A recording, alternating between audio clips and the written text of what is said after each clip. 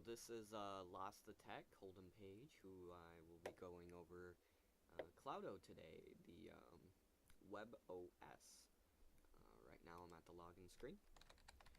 First thing I have noticed about Cloudo is that when you click enter, it does not log you in. If you're a constant log in, log out user of web services, this could prove to be a little frustrating and a little hurdle, but you know, it's something you can get over. So you have to click OK. Maybe they should work into fixing that. Not a big deal, just for convenience sake, it would be nice. Right now it's logging in.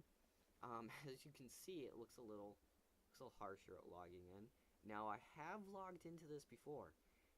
I've timed it. It does take an average of 30 seconds on a high-speed internet connection to log in. As you can tell, it took a few seconds here, but that's because I've logged in before and I didn't really feel like resetting my cache. So I'm going to close out of this. Alright, so here's the Cloudo desktop that we have here. Very basic, nothing too spectacular. Very easy to figure out where you want to go. Clicking here will give you a very KDE like looking interface. Once again, nothing special. One thing you'll notice right here is that it overlaps that.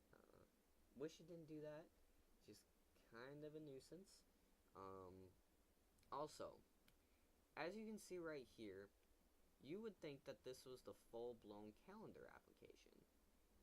I later found out it really wasn't. It's actually just a widget. As far as I can tell, this one is the actual calendar application, which is sort of weird because when I was looking through everything, this is the symbol for a widget. If they're going to tout one of their bigger features, they should really think about doing it correctly.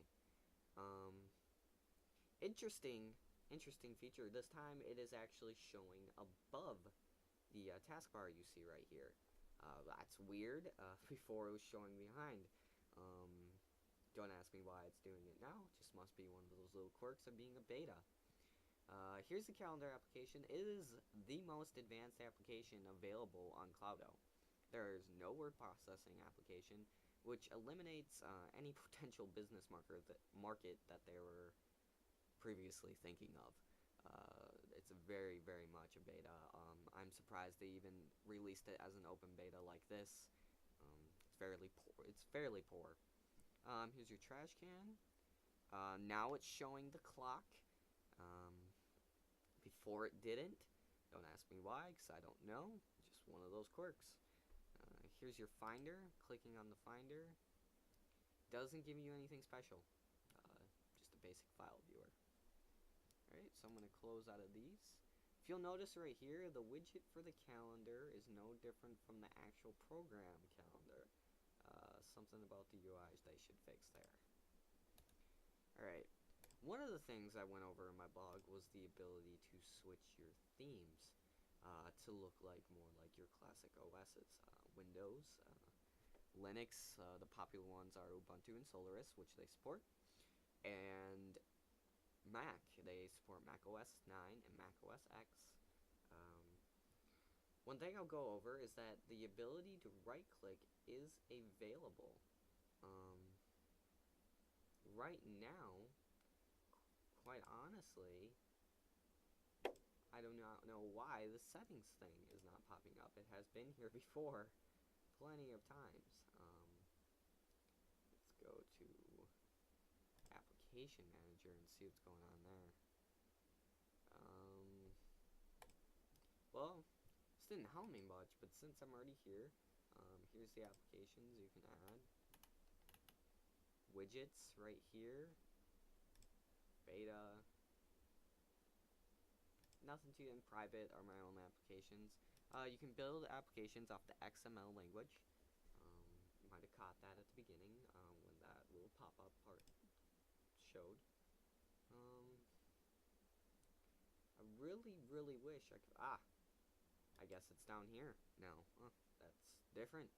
Okay, So obviously we can go over that there's no uniform UI across the board, which can prove to be irritating to say the least. So we're gonna go into display settings. Double click there, it's opening. Quite honestly, I haven't been able to figure out what these are for yet. There seems to be no real purpose, and I think they should just get rid of it. Now, skins is how you change your themes. Here's the popular ones down here: XP, Vista, Cloudo, Windows, Windows Classics, 3, XP, and Vista. Mac OS 9 and Mac OS X, and Linux. Mac OS 9 and Mac OS X are really not represented well at all. Actually, they seem fairly poorly designed to me. Ubuntu, on the other hand, looks great. If I set my Firefox screen to full screen, you wouldn't know if it was Ubuntu or not. And as for Windows XP, you know, I've had issues with it. Sometimes it will work properly, and sometimes I'll get a taskbar down here and up here. Let's see if that happens this time. Now, if you are used to Windows, it doesn't work like Windows. It just looks like Windows. You cannot right-click and apply. One of those uniform user interface design things that they should have applied across the board, right-click. You actually have to go up here and click apply. So I'm going to do that.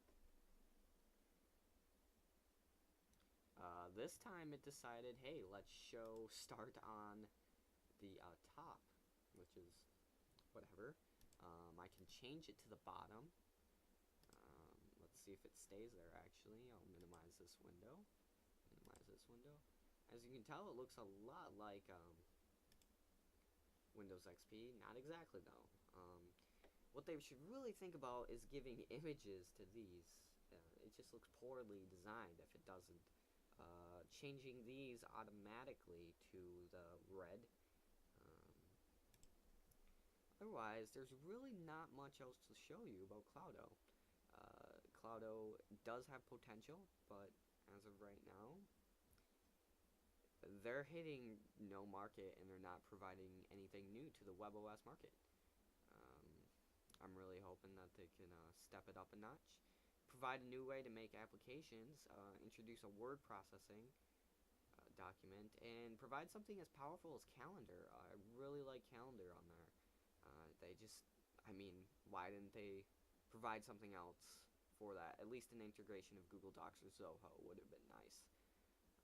Otherwise, this is Holden Page from LostToTech.com, and this is a review of Cloudo, the new web OS.